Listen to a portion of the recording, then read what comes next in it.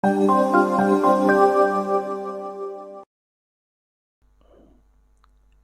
selamat bertemu bersama saya Anggoro Santoso mengampu mata kuliah Desain Komunikasi Visual di Universitas Siber Asia. Teman-teman semua yang mengikuti mata kuliah ini, saya akan awali mata kuliah ini dengan memperkenalkan tentang pengantar desain komunikasi visual.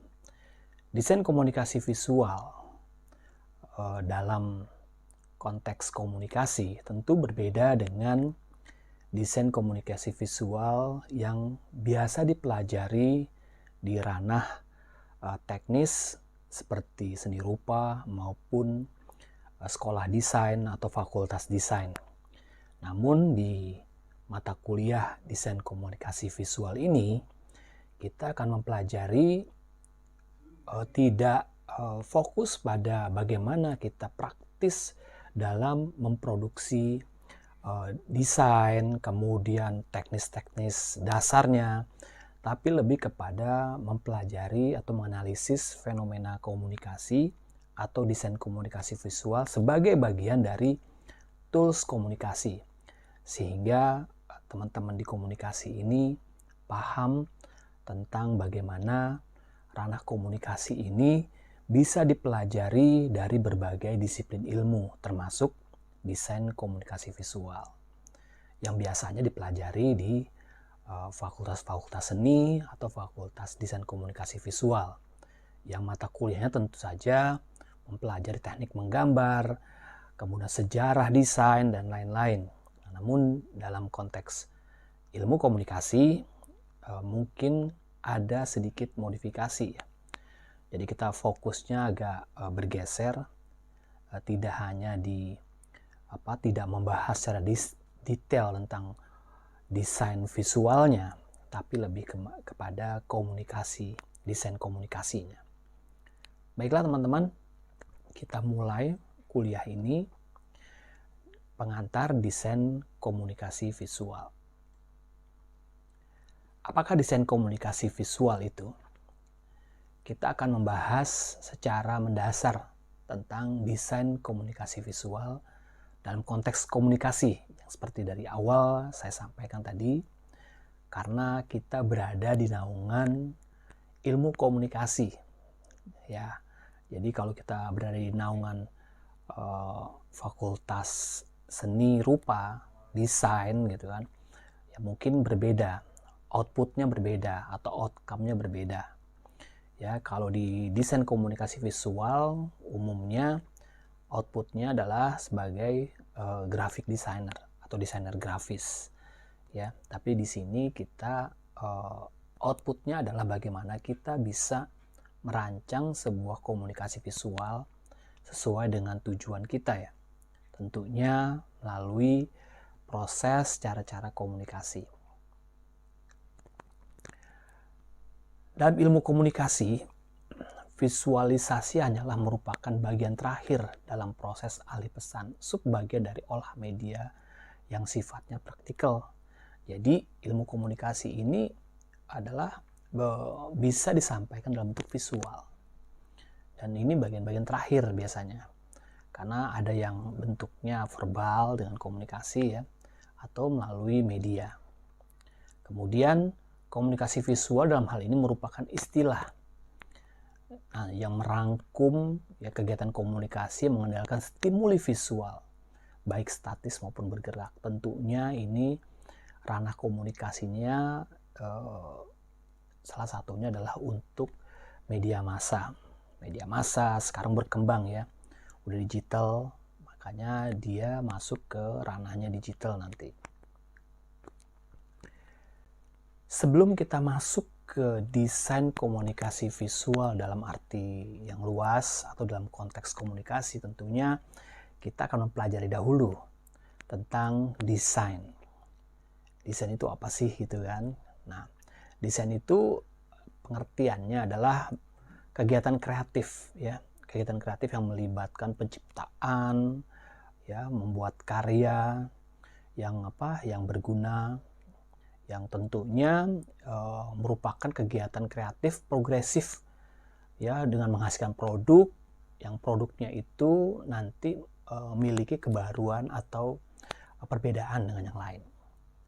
Desain adalah suatu disiplin dan mata kuliah yang tidak hanya mencakup eksplorasi visual, tapi mencakup juga aspek lain seperti budaya, culture, sosial, filosofis, teknis, dan juga bisnis di dalamnya. Di desain ini bisa secara umum ya kita pahami. Tergantung nanti kita menggunakan desainnya itu dalam konteks apa. Desain produksi, desain kemasan, desain bisnis ya, dan lain-lain. Nah, dari slide ini kita melihat banyak bentuk-bentuk desain. Salah satunya adalah advertising. Untuk desain advertising, ada juga desain untuk sosial media, desain untuk kegiatan-kegiatan kampanye gitu kan. Nah, dibutuhkan yang namanya desain komunikasi visual. Ini contohnya ya, contoh output dari desain komunikasi visual. Desain berdasarkan tujuan dan fungsinya ya. Secara umum terdapat beberapa tujuan yang harus dicapai ya dalam membuat desain. Satunya apa? Tujuan fungsional dari desain itu harus tercapai. Ya, tujuan fungsional dari desain. Kemudian sebagai identitas. Kemudian menjaga benda yang akan dibuat. Ya, biasanya untuk desain kemasan ya, agar aman, kemudian bisa diletakkan secara kokoh gitu kan. Itu desain kemasan.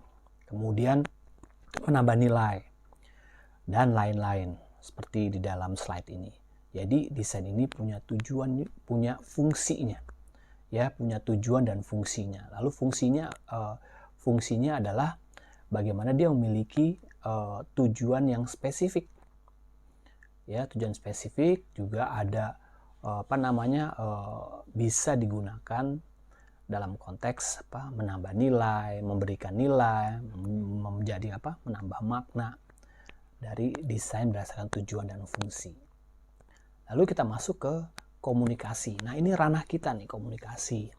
Ya, jadi berdasarkan Kamus Besar Bahasa Indonesia, bahwa komunikasi itu adalah proses ya pengiriman dan penerimaan pesan ya, berita melalui media dari komunikator ke komunikan. Itu yang sederhananya. Ya, nanti kita juga mempelajari komunikasi itu dalam konteks komunikasi visual. Nah, yang umum dalam komunikasi khususnya yang digunakan dalam iklan ataupun media adalah model komunikasinya Laswell. Yang who, say what, in which channel, to whom, and with what effect. Jadi siapa komunikatornya, saya misalnya gitu kan, kemudian menyampaikan apa pesannya, lalu disampaikan lewat medianya apa, pilihan medianya banyak. Kemudian kepada siapa nanti kita akan menyampaikan komunikasi itu, lalu kita mengharapkan efeknya apa sih. Nah, ini adalah komunikasi linear model Laswell yang biasanya digunakan pada media-media tradisional. Ya, media-media tradisional itu seperti itu ya. Jadi satu arah aja, linear. Nah, fungsi komunikasi juga ada ya, berdasarkan fungsi dan tujuannya. Komunikasi itu untuk menyampaikan informasi, kemudian untuk pendidikan, untuk menghibur, juga untuk mempengaruhi. Nah, dari aspek-aspek komunikasi ini tentunya komunikasi visual menjadi lebih kuat ya, lebih kuat dalam menyampaikan pesannya. Biasanya itu apalagi ditambah dengan gambar, dengan gambar yang bergerak maupun yang statis, sehingga komunikasi yang disampaikan itu menjadi lebih efektif ya. Kemudian tujuan komunikasi adalah agar untuk dimengerti ya, saling pengertian. Kemudian agar dapat mengenal orang lain Ya, itu komunikasi, tujuan kita komunikasi seperti itu. Kemudian agar pendapat diterima oleh orang lain, ya, karena komunikator tuh ingin menyampaikan pesan yang bisa dimengerti oleh lawan bicara atau komunikannya. Nah, sementara itu dulu teman-teman penyampaian dasar dari kita pemahaman tentang desain komunikasi visual, baru masuk ke desain dan komunikasi. Nanti pada episode atau kuliah berikutnya itu kita akan masuk detail mengenai komunikasi visual dan teori-teori pendukungnya. Nah, ini jadi kita mempelajari desain komunikasi visual dari aspek tatanan keilmuannya dan juga nanti sedikit implementasinya. Ya, tentunya kita juga perlu ya tahu output dalam mempelajari desain komunikasi visual. Selain kita bisa memproduksi pesannya, dan kita juga bisa mendesain pesan itu seperti apa sehingga tujuan komunikasi, pesan komunikasi yang kita sampaikan itu bisa sampai dan juga bisa sesuai dengan harapan yang diinginkan. Demikian dari saya. Nantikan kuliah kita berikutnya pada pertemuan selanjutnya. Terima kasih. Assalamualaikum warahmatullahi